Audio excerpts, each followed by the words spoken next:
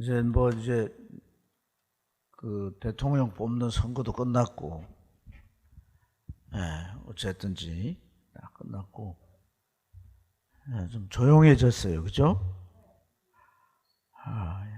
이제 우리가 정신을 차리고 또 하나님 앞에 기본적인 신앙생활에 힘써야 할 줄 믿습니다. 하여튼 참 코로나로 인해서 우리가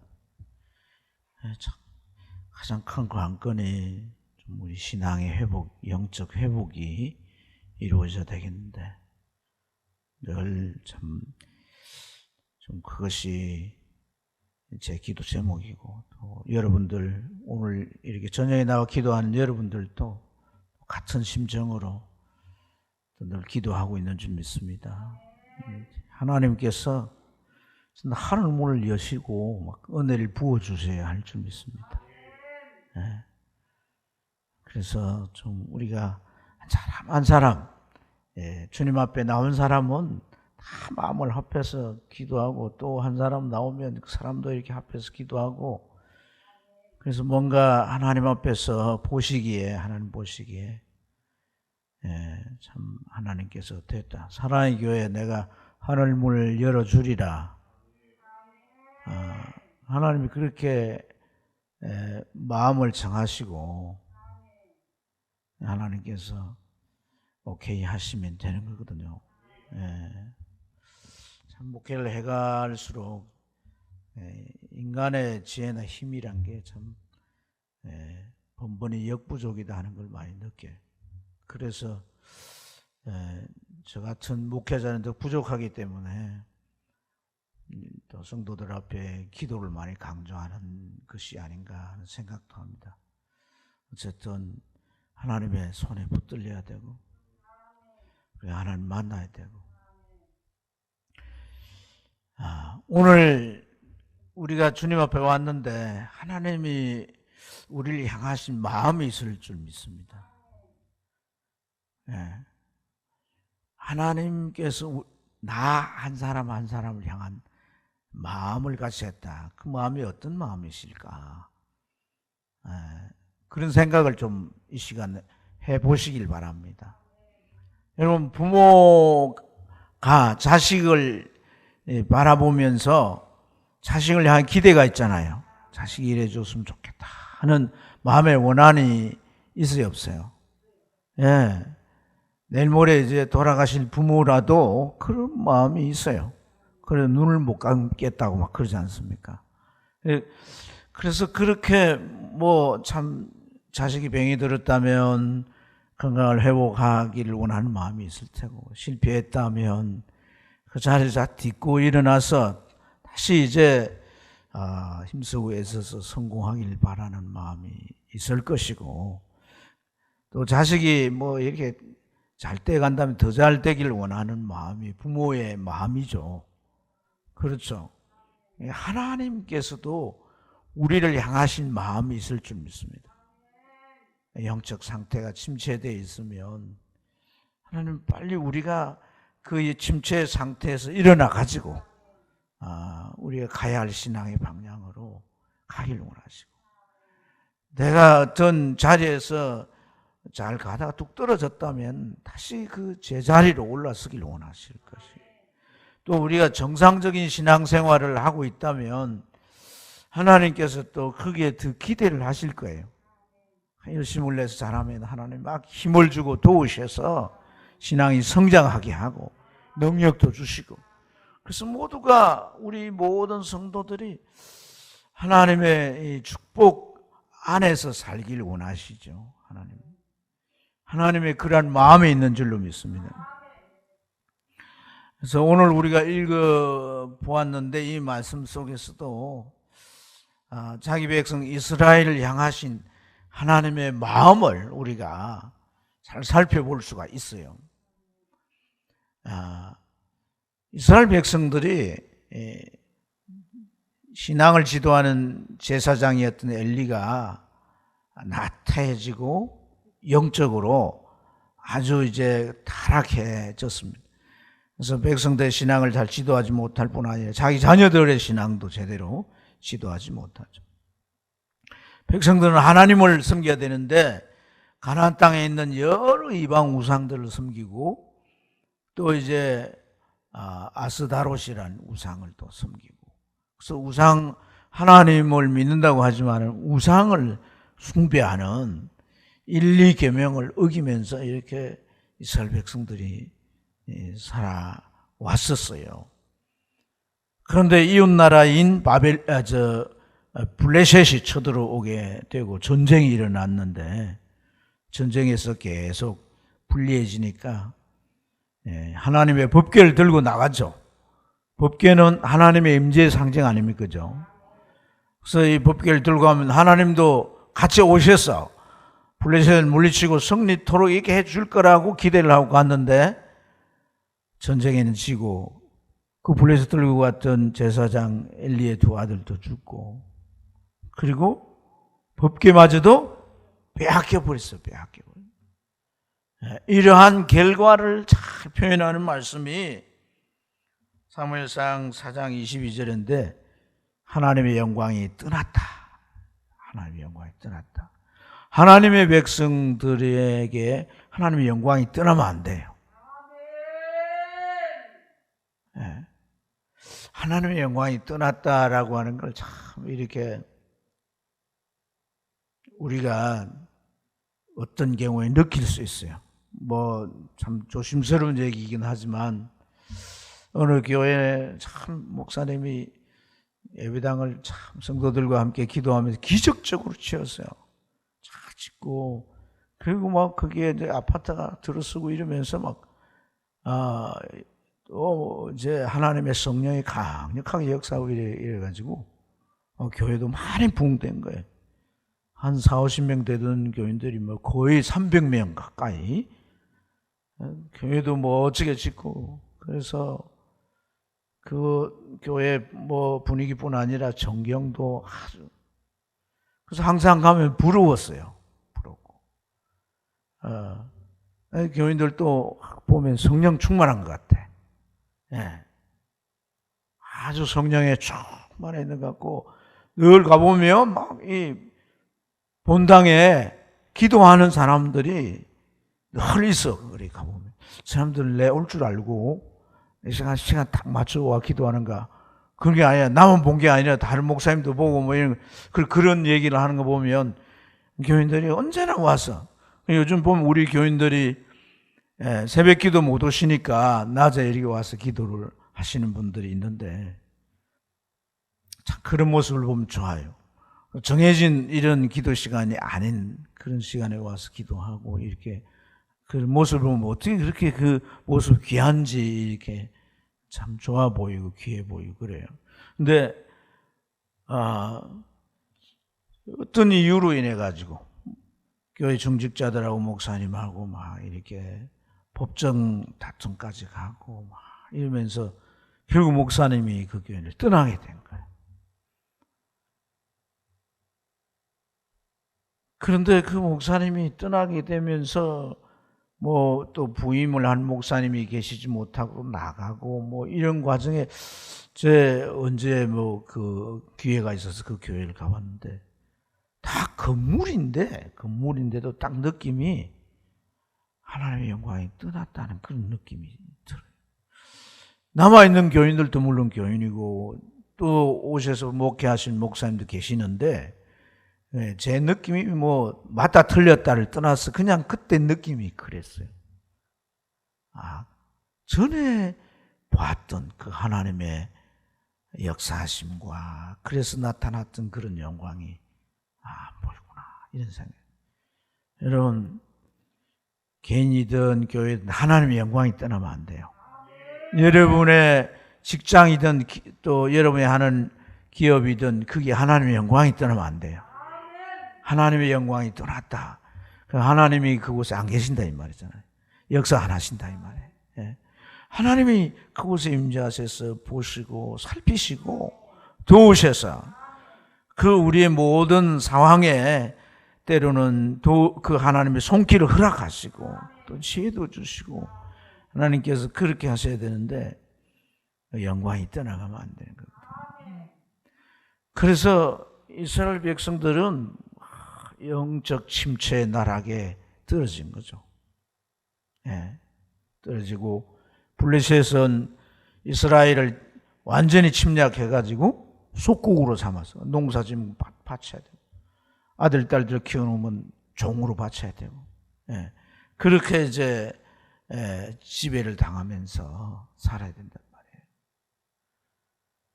그런데 하나님께서 자기 백성들이 그런 모양으로 있기를 원하지 아니하시는 거예요. 하나님은 그들이 영적으로 회복하기를 원하시는 거예요. 할렐루야. 지도자인 제사장도 회복되기를 원하시고 백성들도 회복되기를 원하셨어. 그래서 하나님의 은혜 아래 살기를 원하시는 거예요. 그걸 어떻게 할 수 있느냐? 하나님께서 이 백성들을 회복시키기 위해서 하신 일이 있어요. 첫째는 무엇을 하시느냐?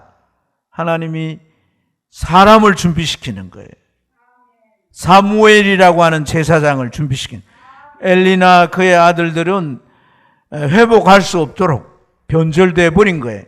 그래서 하나님은 그냥 버리시고 다시금 사무엘을, 제사장이잖아요.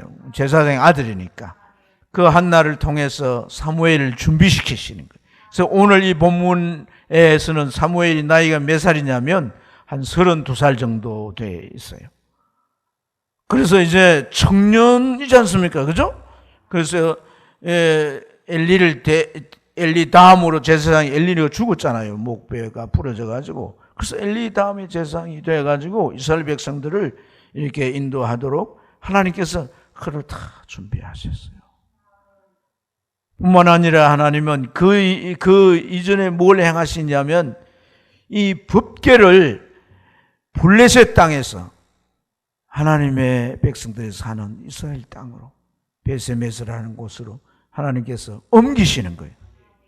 법궤를 빼앗기고 거의 7개월, 1년 가까이 이 사람들이 법궤를 찾아오려고 생각을 해야 되는데 법궤 찾으러도 못 가는 거예요. 블레셋이 두려워서. 법궤가 얼마나 중요해요. 그렇잖아요. 법궤를 모시는 그 당시 성전이 없었으니까 성막에 법궤를 모실 때 법궤는 어디에 있어요?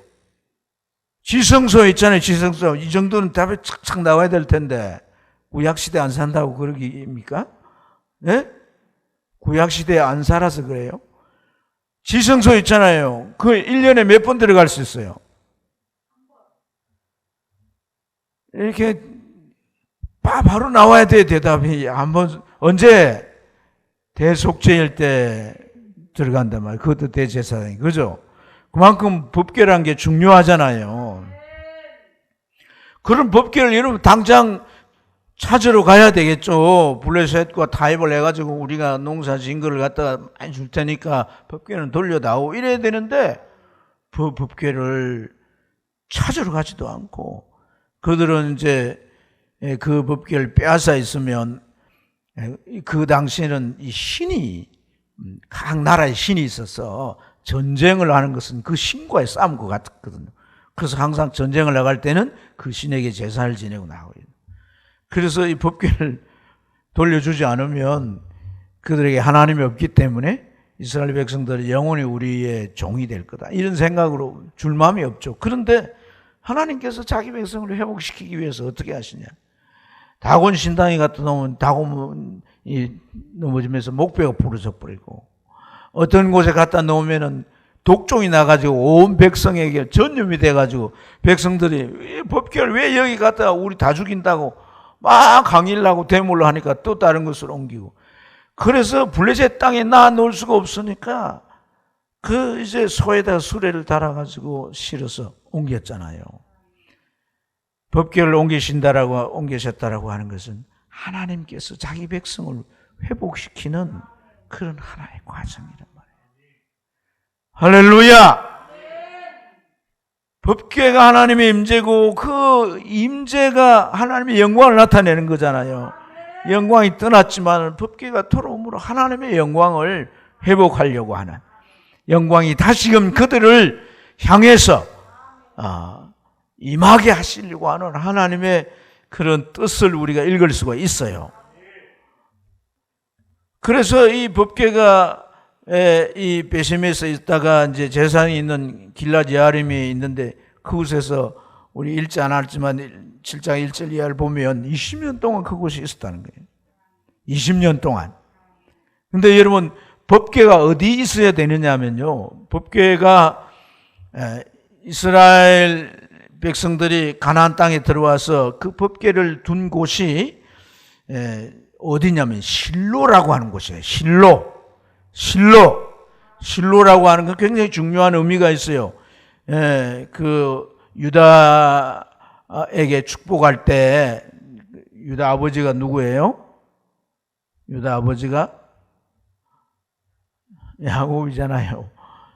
미안합니다. 자꾸 이런 퀴즈를 내가지고 머리 아프게 해서 야곱인데 야곱이 축복을 할 때 어떤 내용을 했어요? 유다야 너를 통해 실로가 올 것이며 실로라고 하는 굉장히 중요한데 거기에 저 성막이 차려져 있고 법궤가 있었단 말이에요.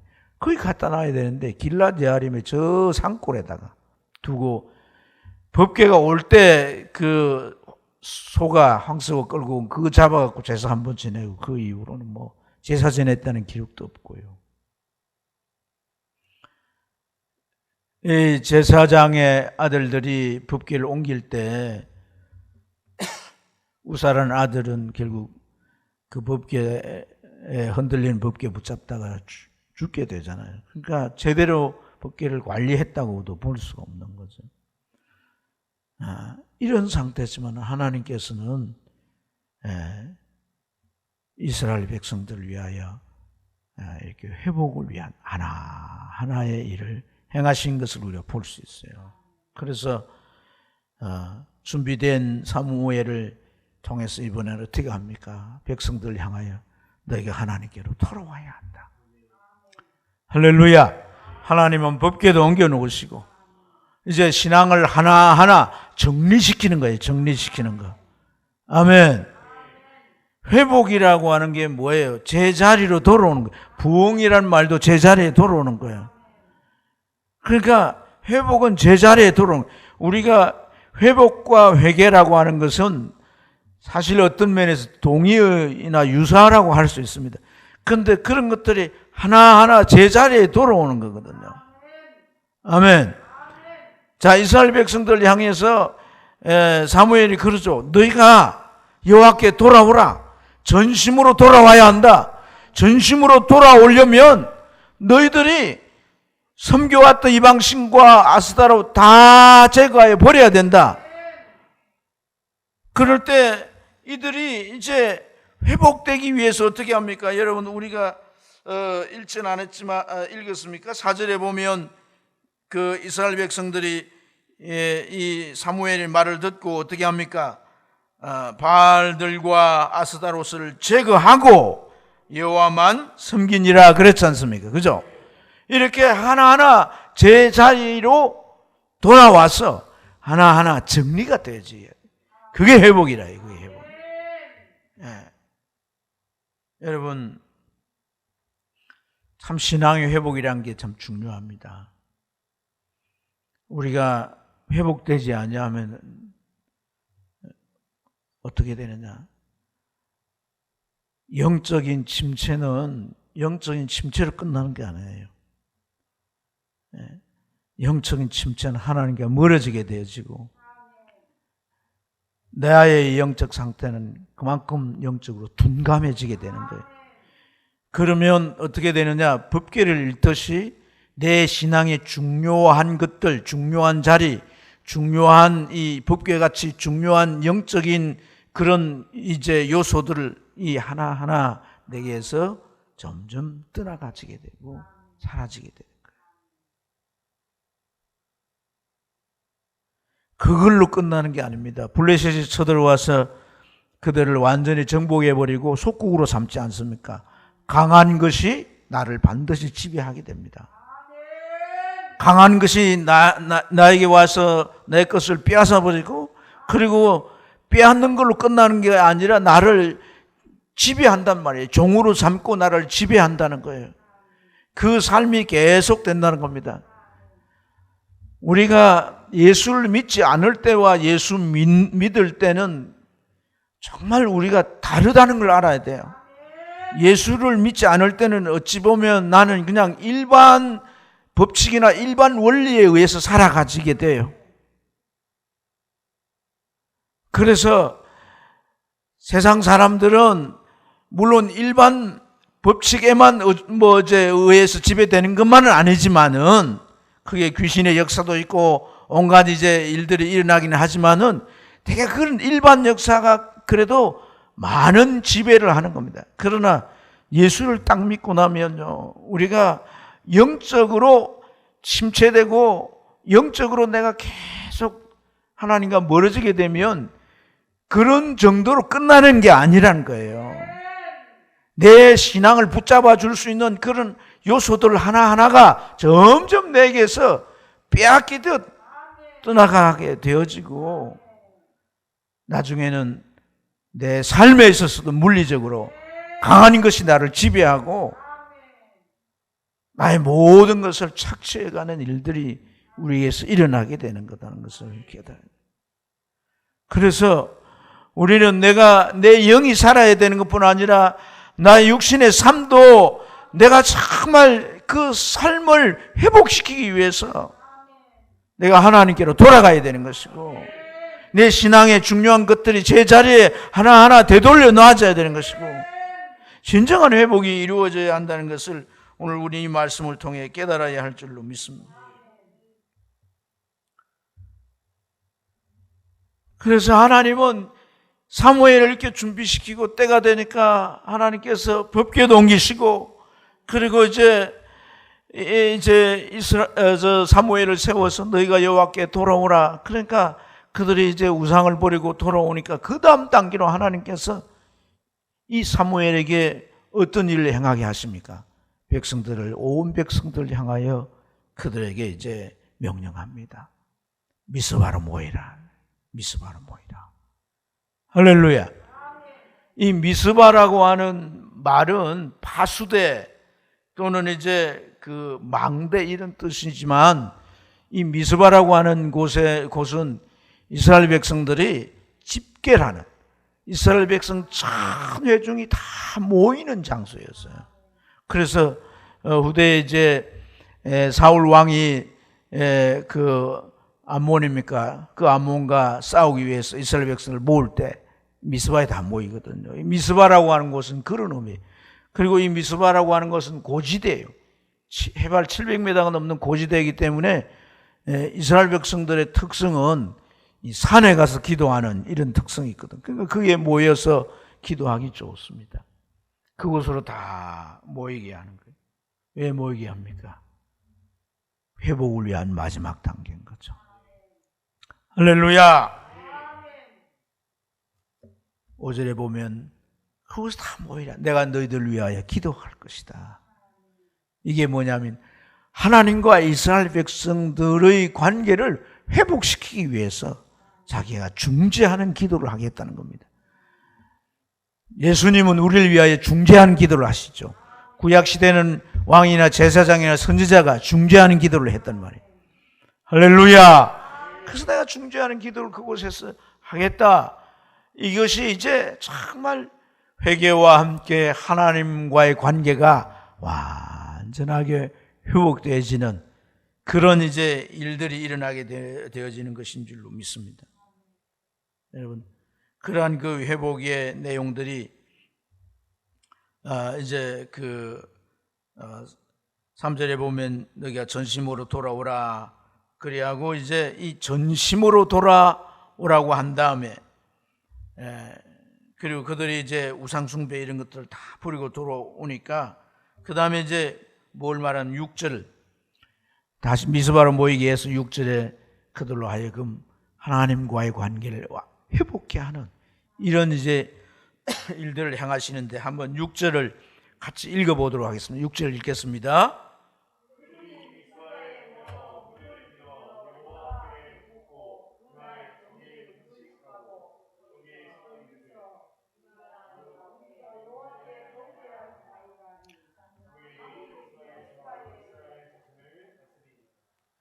자, 여기 말씀에 보면 중요한 내용들이 담겨 있어요. 한 서너 가지인데요.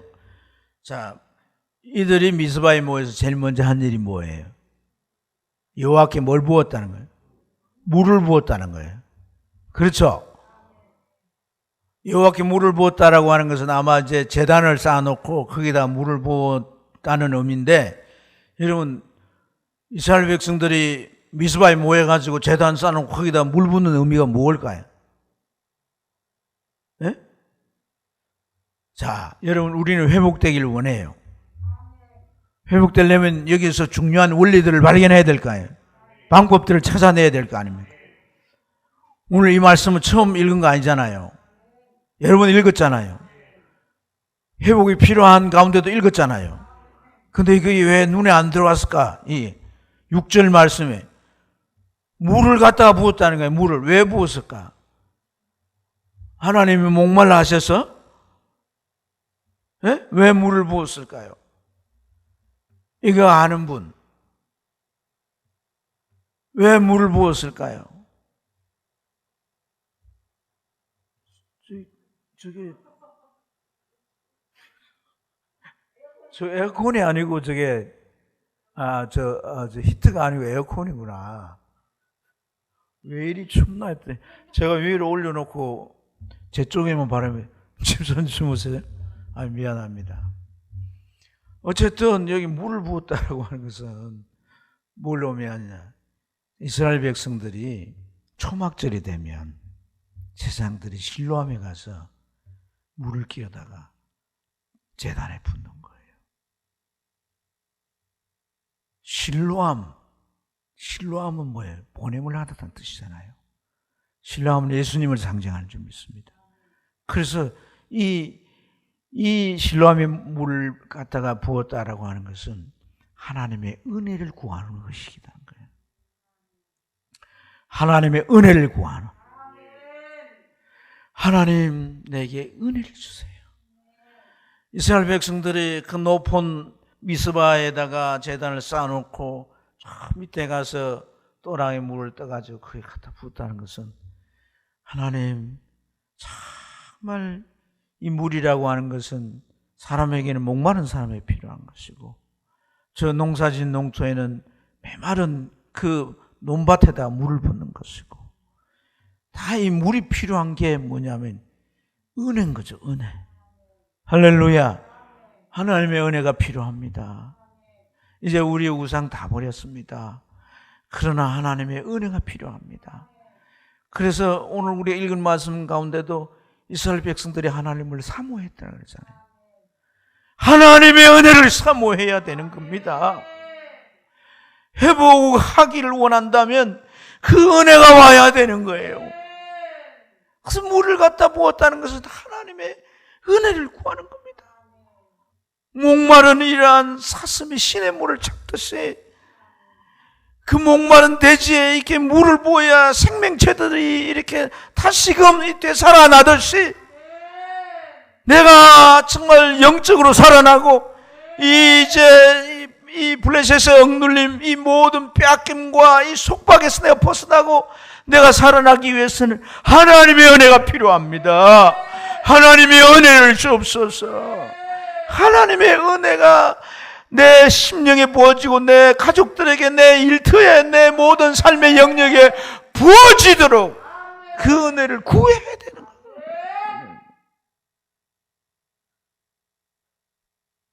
그래서 이 초막절에 그 이제 제사장들이 물을 갖다가 이렇게 부으면서 그 하나님의 은혜를 구하는 그런 이제 의식과 같이 오늘 이 이스라엘 백성들이 미스바 광장에서 하나님 앞에 그 은혜를 구했다는 거예요. 어떤 은혜를 구했을까요?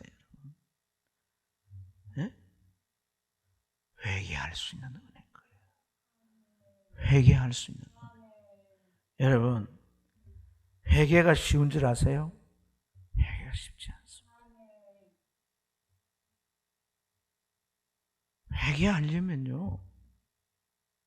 회개하려면 우리 마음이 참 내가 잘못했다고 느껴져야 되는 거예요.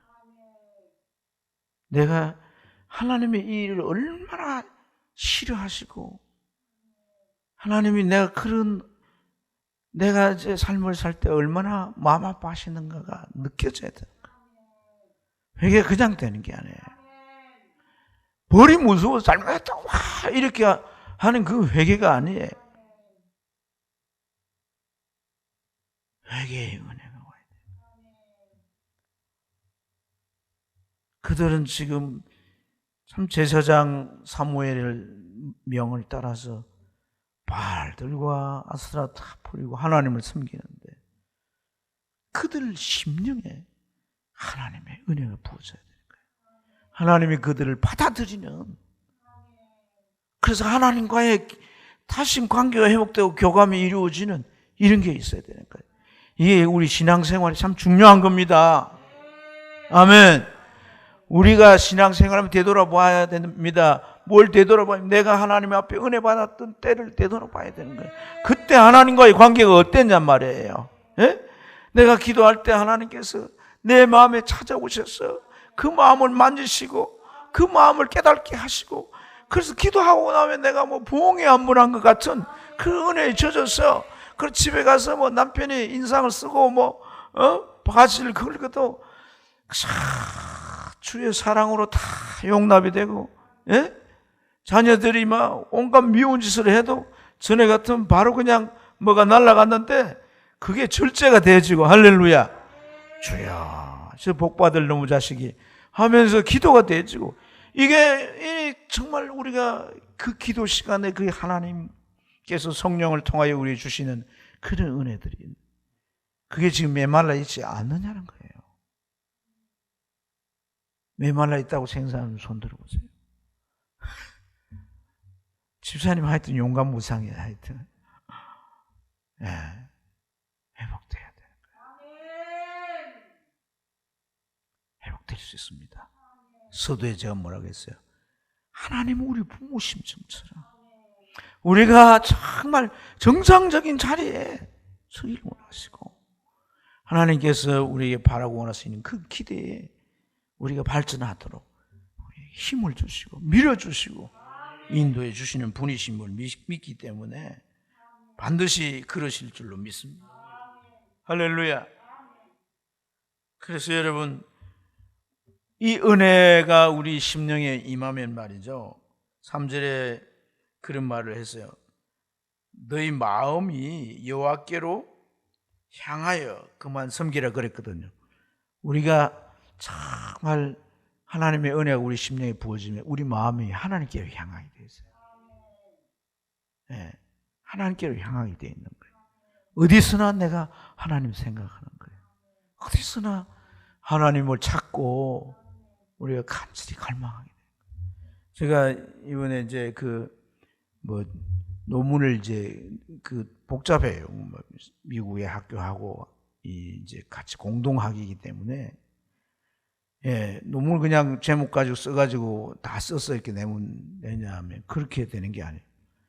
계획서를 한 30장 정도를 써야 되는데, 그걸 써가지고 주면 6명의 교수가 다 보고, 이대로 논문을 쓰면 되겠다. 그렇게 해서 그걸 인준을 해줘야 되는 거예요. 그런데 이게 어떻게 행정적으로 그거 돼가지고 짧은 시간 내가 써야 되는 거예요. 그 이번 못 쓰면 또 1년이 넘어가야 되잖아요. 1년 넘어가면 제 나이가 또 많아지게 되고, 그때 뭐 논문 못 쓸 수도 있겠고 그래가지고 제가 얼마나 마음이 달았던지, 제가 마음이 막 이렇게 절실하다 보니까 누워도 논문 생각이고요, 그래 가도 논문 생각이고, 논문을 그냥 여러분 설교하듯이 논문 쓰면 저 벌써 100편을 썼을 겁니다. 그렇게 한마디를 써도 어떤 학자가 얘기했는가를 반드시 줄을 달아야 돼요. 각 줄을. 그러니까 책을 막 뒤져봐야 글이 쓰여지는 거지 그냥 되는 게 아니거든요. 글도 또 만들어야 될 거예요. 논문 글로 문어체로 다 만들어요.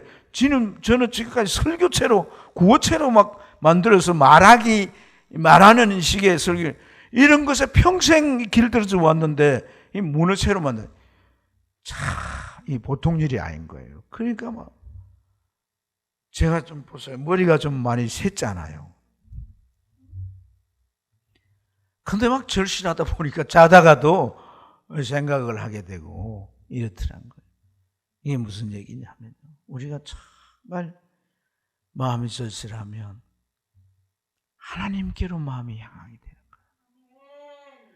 은혜가 정말 절실하면 기도 자리만 하나님 은혜 주세요 막 이렇게 소리 지르고 기도하는 걸로 끝나지 말고 집으로 돌아가면서도 계속 집에 가서 여러분 주무실 때도 아침에 일어나서도 이런 마음들이 제가 조금 전에 제 어떤 그런 얘기를 말씀을 드렸듯이 이게 은혜가 오게 되는 과정인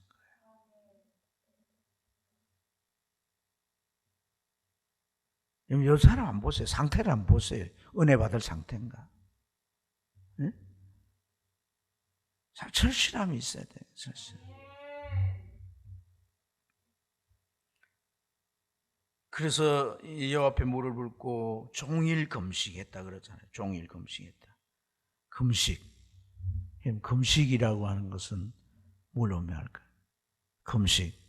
금식하면 이사야서 뭐 말씀 가지고 하나님께서 금식하면 흉악한 결박을 풀어주시고 그 구절을 가지고 이 금식의 본질이 뭔가를 우리가 잘 알아야 되는데 그 말씀도 근데 그건 금식의 본질을 얘기하는 건 아니에요. 금식만 하면 뭐하냐? 너희들이 정말 흉악한 결박을 풀어준다는 건 뭐냐면 사람들을 압제하고 하는 거 하지 말란 얘기거든요. 하나님 앞에 금식하면서 엉뚱한 짓 하면 금식이 무슨 효과가 있겠냐는 거죠. 그런 의미의 말씀이란 말이에요. 그런데 여러분 금식의 본질적인 의미가 뭐냐면 레위기 23장 27절 29절을 보면 금식을 하는 율법의 규정이 있습니다. 그 율법의 규정에 언제 금식하냐면 속죄일 날 금식하는데 그걸 어떻게 레위기 23장 27절 29절에 표현하냐면 스스로를 괴롭게 하라는 거예요. 그 금식은 뭐냐? 나를 괴롭게 하는 거예요. 이 사람들은 하루 종일 자기를 괴롭게 하는 거예요. 자, 전심으로 하나님을 향하고 그래서 그들의 마음을 하루 종일 금식하면서 스스로를 괴롭게 하는 거예요. 무엇 때문에 괴롭게 해야 되는 거예요? 우상 숭배하고 하나님을 떠났던 말씀대로 율법대로 살지 않았던 이런 것들을 하나하나 생각하면서 그렇게 살았던 자신을 이건 자학이 아니에요. 하나님 말씀대로 살지 못했던 그것을 정말 가슴 아파하는 거단 말이에요. 가슴 아파하는 거. 할렐루야. 그래서 29절에 뭐라고 하냐면 이 자기를 스스로 괴롭히지 않는 자는 여호와께서 끊어지리라 그랬어요. 우리가 하나님 앞에 나아가게 될 때 정말 우리 마음 안에 일어나는 그 진심을 가지고 우리 마음 안에 일어나는 이런 것들이 얼마나 중요한가 하는 것을 이 6절은요 잘 표현해 주고 있습니다. 잘 설명해 주고 있는 거예요.